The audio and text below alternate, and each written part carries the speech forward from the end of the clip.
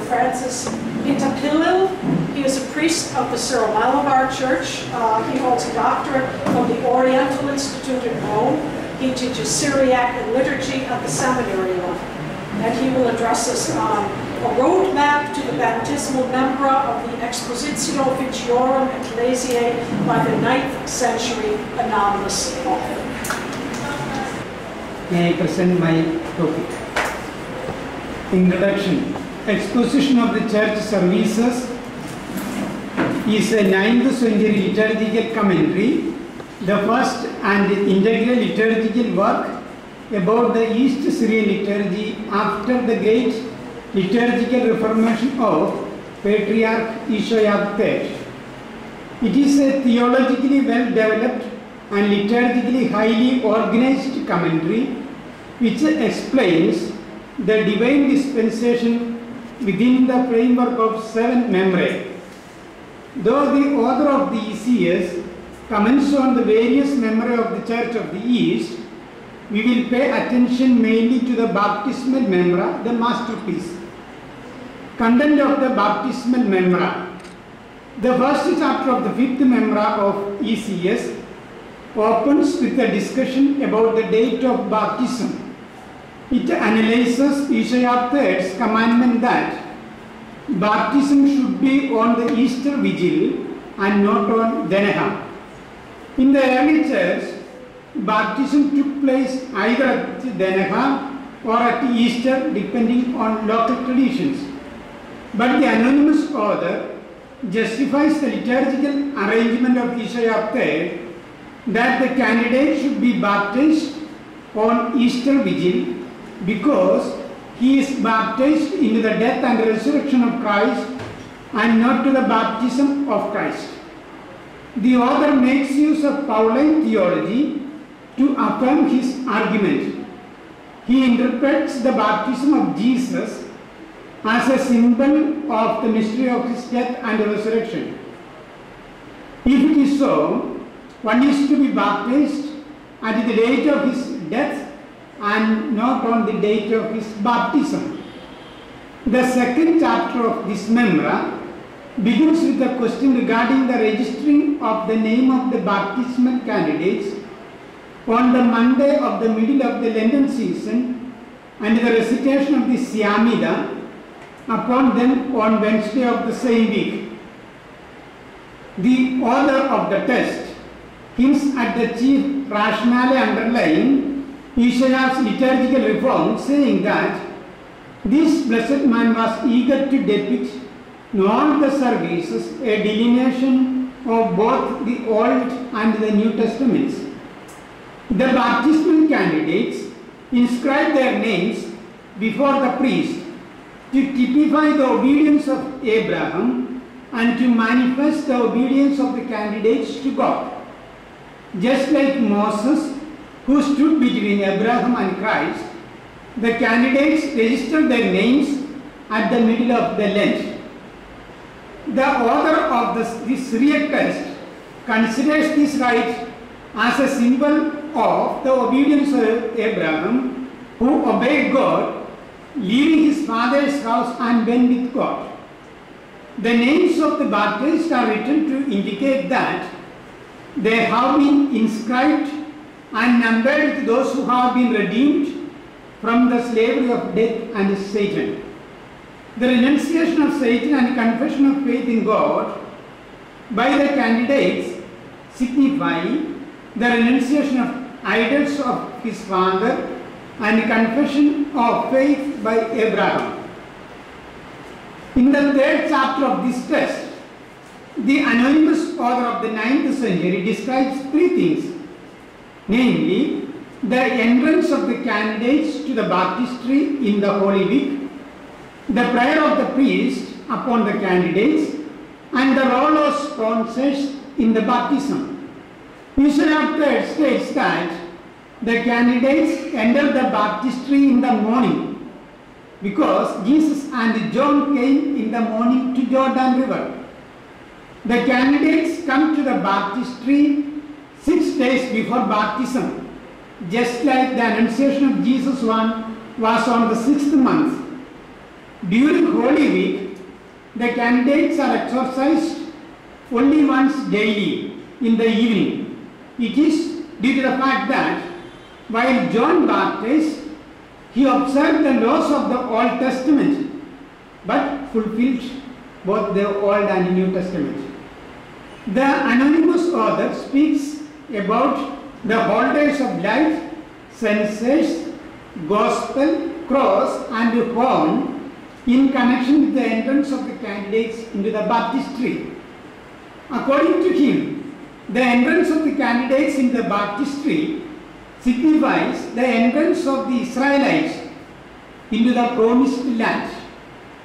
The role of sponsors is highlighted clearly in this third chapter. The sponsors, the symbol of the holy apostles, are those who become a surety for the souls of the candidates. The sponsors guide and present the candidate and sponsor his soul to the priest that he shall be without blemish in his service. The fourth chapter of this text explicates the entrance of the priest in splendid vestments accompanied by two deacons with candles and incense, which signifies the apparition of God to Abraham and to Moses. The vestment of the priest is shining just like Moses' dress when he was coming down from Mount Sinai. The anonymous author compares the priest with John, since his shining clothes are like the shining angels who served John. The teaching of the priest corresponds to the preaching of John, who said to the people, "Repent, because the heavenly kingdom has approached." The author refers to the custom that the priest puts a white hood, mapra, on his head to show that already he is whitened from the original sin, which was black by the sin of Adam. He wears it before he goes to baptize and purify the candidates from the original sin. The fifth chapter of this text reiterates the importance of horn and oil in the baptismal rite. It is especially concerned with the 4 stages of baptism and its significance in relation to the Old Testament and New Testament. Pointing out the importance of this chapter, Sebastian Brock writes, in this chapter, namely in the 5th chapter, the anonymous author offers a very interesting and at the same time idiosyncratic interpretation of the significance of the 4 different points at which the oil was originally used in the East Syriac baptismal rite, namely at the Rushma or marking, signing at the Meshihuta or anointing, the pouring of oil on the baptismal water at its consecration, and the post-baptismal Hutama or sealing. Therefore, the rites of the pre-baptismal Rushma, anointing, blessing of water with oil, and the post-baptismal Rushma are mentioned in this chapter. According to Isaiah 3, oil should be blessed first and then water. After their consecration, the priest uses the oil and water for baptism.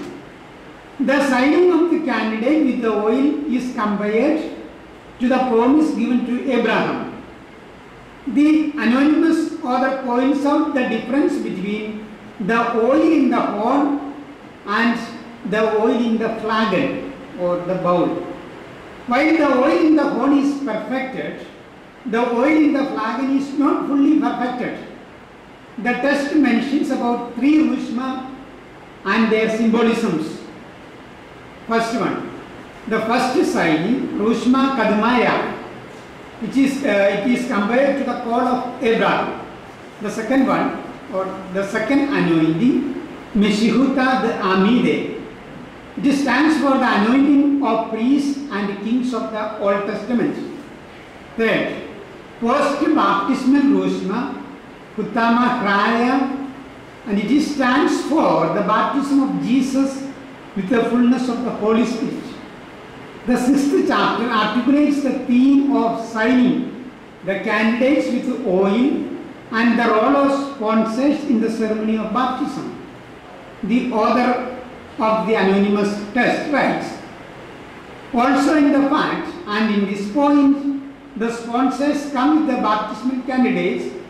They sponsor their souls to the priest that they shall be without defect in their service. And the sponsors are placed in the place of the holy apostles who sponsored the nations and granted to them the forgiveness of sins. The candidates entered the baptistry only after signing, just like the sons of Abraham who were circumcised first and then entered into the promised land. The seventh chapter highlights different traditions regarding the gospel reading. Some read it in the baptistry and some others in the church. The anonymous author of the 9th century points out three reasons for reading the gospel inside the baptistry. According to him, the gospel should be read where the Old Testament promises and New Testament perfections were ministered. Inside the baptistry is preferable because the circumcisions of the sons of Israel and the baptism of Jesus by John were in Jordan. Speaking about the architecture of the baptistry, the author states that the baptistry should be on the southern side of the altar as Jordan to Jerusalem, while the throne is in the western part. Chapter 8 introduces the issues regarding the pouring out of the baptismal water or destruction of the baptismal water, signing and the imposition of hands. The anonymous author allegorizes the pouring out of water together with the oil of anointing to the end of baptism of John the Baptist. He mentions about the reading of epistle, gospel and suraya together with the canon. After coming to the kange with the deacons, the priest uncovers his sudarium or the veil to typify that the dispensation of Jesus is accepted with his death. The last chapter of this text, or the anonymous author, explores the theological summary of the effect of the whole celebration. The 9th chapter narrates the meaning of covering the head of the priest when he baptizes. According to the author, the priest places sudarium upon his head due to two reasons.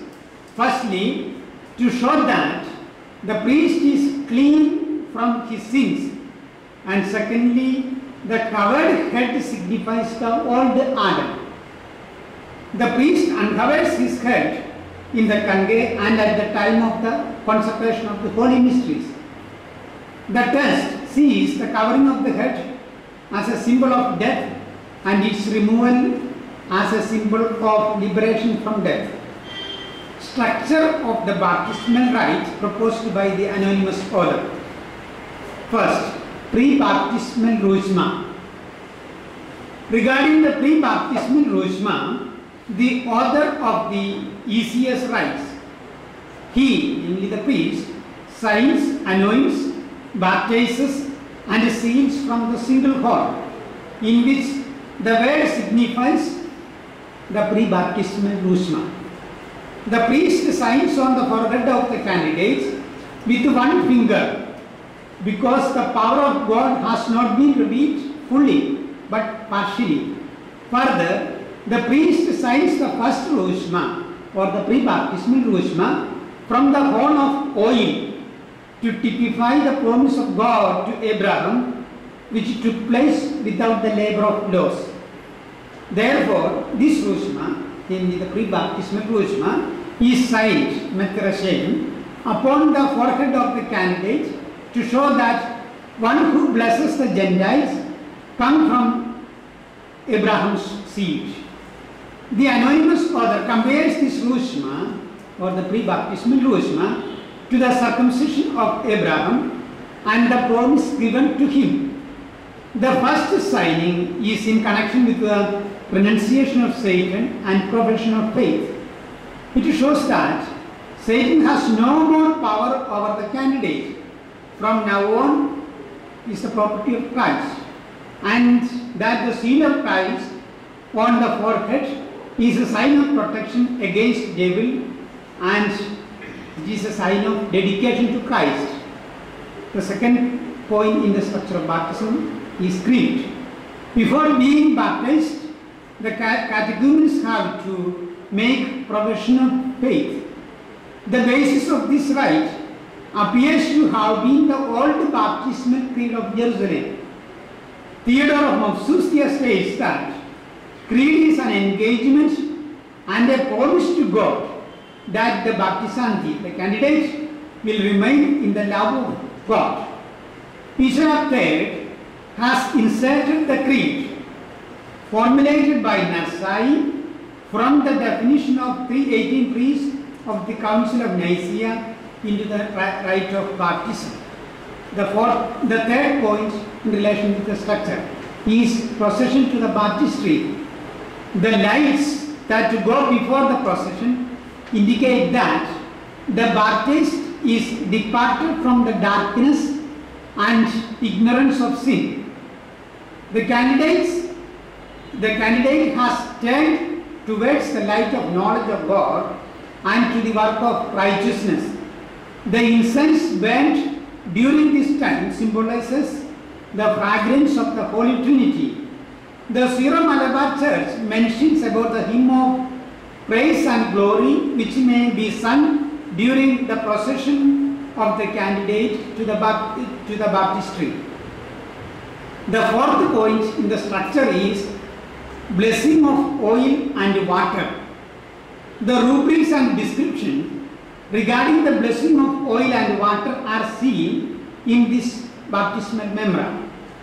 This text says, at the middle of the consecration, the priest signs the oil and then comes towards Jordan, namely towards baptistry. It means the consecration of oil and water takes place at the middle of the consecration, corresponding to the consecration of the elements of bread and wine in the Eucharistic liturgy.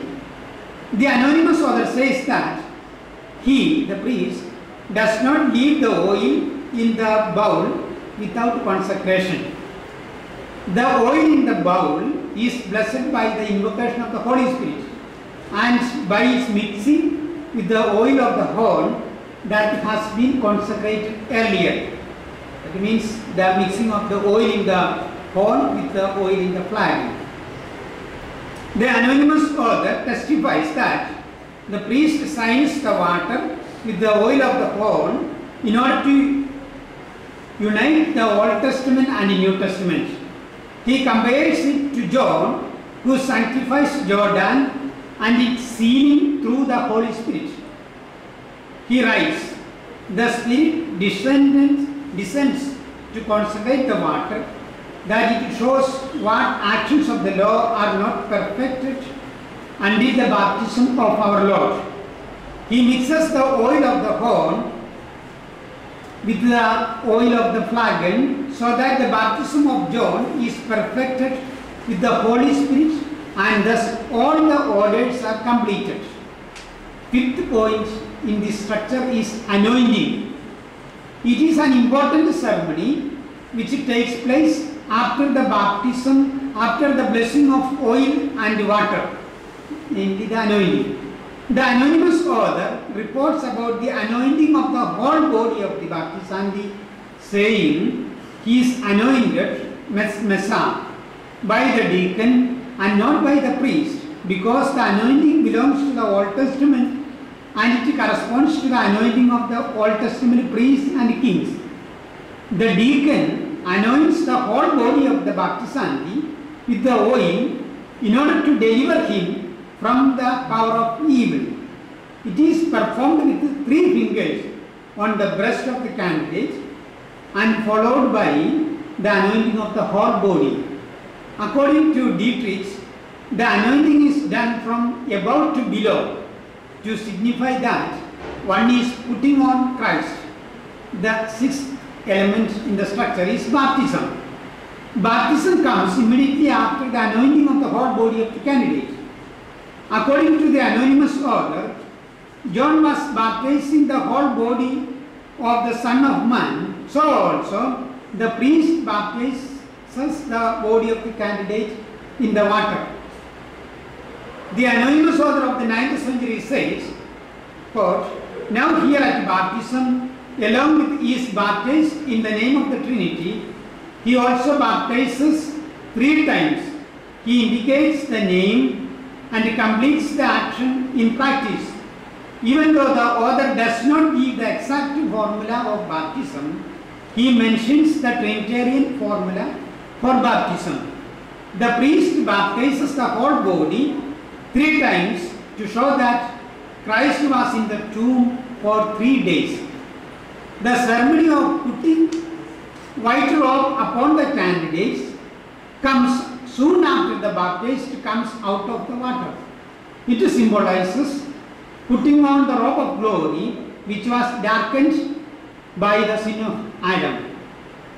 The 7th point in the structure is pouring out of baptismal water or destruction of the baptismal water. The text mentions the pouring out of water soon after baptism and before the post-baptismal rujma.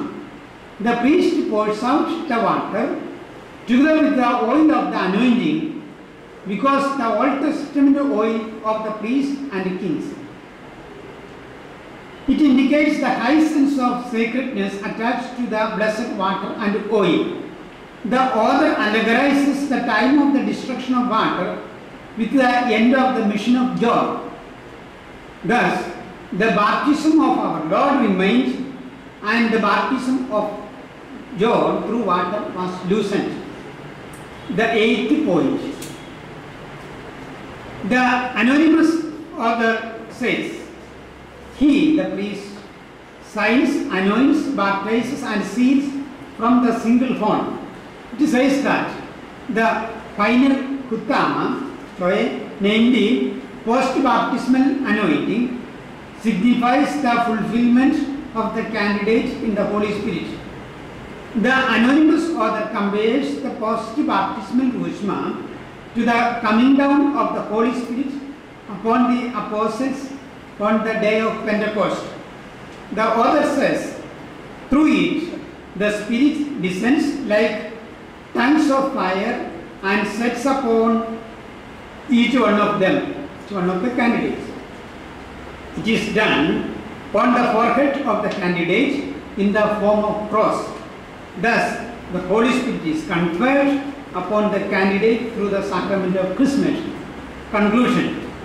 We have been critically analyzing the content and the structure of the baptismal memora of the anonymous author of the 9th century.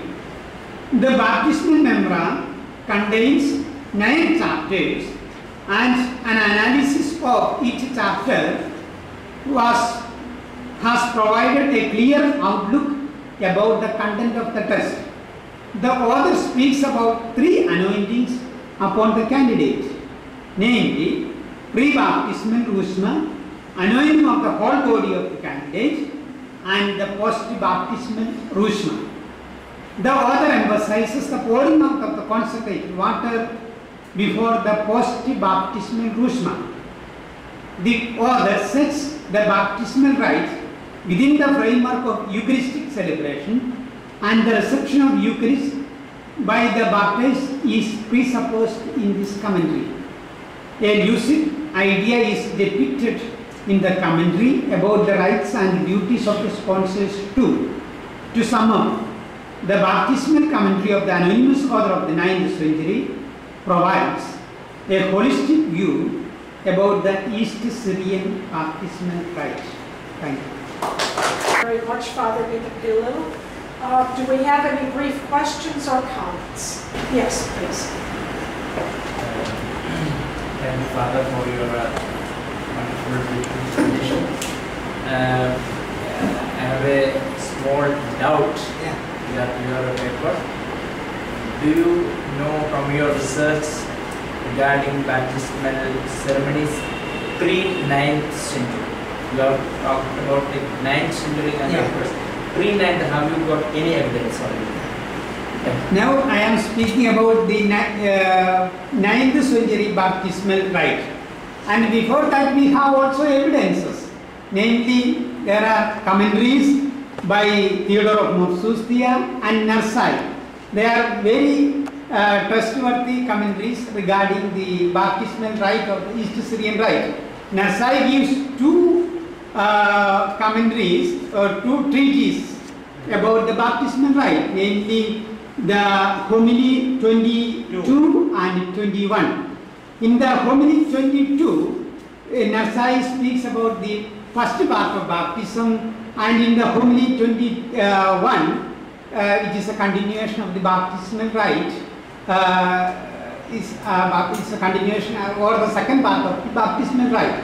And also we can have the evidences from the Theodore of Mopsuestia. Theodore of Mopsuestia is the first one, and then comes Narsai, and the third one is the anonymous scholar of the 9th century. But the Gabriel Katraya or the other others like that, or Abraham Barlifa, they do not mention about the baptismal rite. Directly following the question, we follow the same rite in Kerala presently. At present, we follow the same in Kerala. Now we have a revised test about the baptismal rite, and there are this test, this commentary is faithful to our rite, our East Syrian rite, but there are some more rites which are prescribed here, namely the pouring out of the water before the first baptismal chrism, and it is not practiced in our rite, or the registering of the name of the candidate before baptism, and it is also not practicing, but regarding other rites we are following the same. We usually speak about baptism. Yeah. We think of the baptismal rite, that means either the immersion or in the West pouring of water. But the text gives, and it is practiced today also, both in the East Syrian and West Syrian rite also, 3 anointings precedes the actual baptism. What is the significance of this anointing in relation to the baptism by water? What does actually the anointing signify? Of the water, we mean, no? The anointing of. Yes. Anointing means the blessing of the water. That means the test points out the anointing of 2 types of blessing, namely the author speaks about the blessing of the oil in the flagon or in the bowl with the oil in the horn. That is a type of blessing, and also the anointing of the water with the oil. The anointing of the water with the oil in the horn, that means the water is purified and blessed by the oil in the horn. The oil in the horn means that is blessed by the that is blessed earlier, the oil in the horn. But oil in the flagon or in the bowl is blessed together with the ceremony of baptism. What I am a little surprised is the anointing of the person is only done only once, and the water is, according to your explanation, the water is consecrated. Water is consecrated during the baptismal ceremony, and it is practiced in the East Syrian rite. No, what I am logically, instead of anointing the person, the water is anointed. So what is the relationship between? Water is anointed means water is blessed in the name of the Trinity. That is the significance. The anointing means to anoint the whole body of the person. The author speaks about the anointing of the whole body of the person. It is